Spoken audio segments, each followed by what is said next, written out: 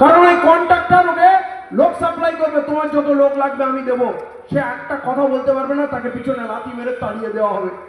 তাহলে এই লোকটা 12-14 ঘন্টা কাজ করার পর 9টায় যদি ডিউটি হয় সকাল 7টায় ঘর থেকে বেরোচ্ছে, রাত্রি 9টায় ছুটি হচ্ছে, বাড়ি ঢুকছে রাত্রি 11টায়, তার জীবনে কিছু থাকলো? তার একদিন শরীর খারাপ হতে নেই। এই নিয়মটা কিন্তু হিন্দু মুসলমান সকলের জন্য হয়েছে। এদেশের মানুষের অবস্থার এক্সরে রিপোর্ট আপনাদের দিচ্ছি, মানুষ কত কষ্টে আছে সেটা জানুন।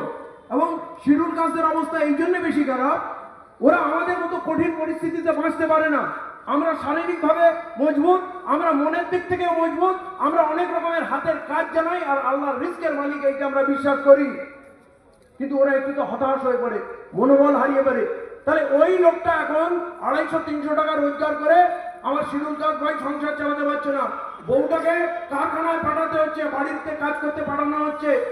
বউ যখন বাইরে যাচ্ছে অভাবের কারণে, বাইরের লোকের কাছে গিয়ে দেনা করছে, আপনি জানেন তারপরে সম্পর্কটা খারাপের দিকে যাচ্ছে।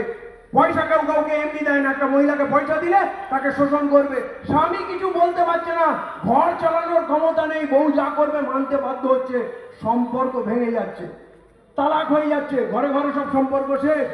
নতুন জেনারেশনে আমি ছেলেদের বলছি, আমার তো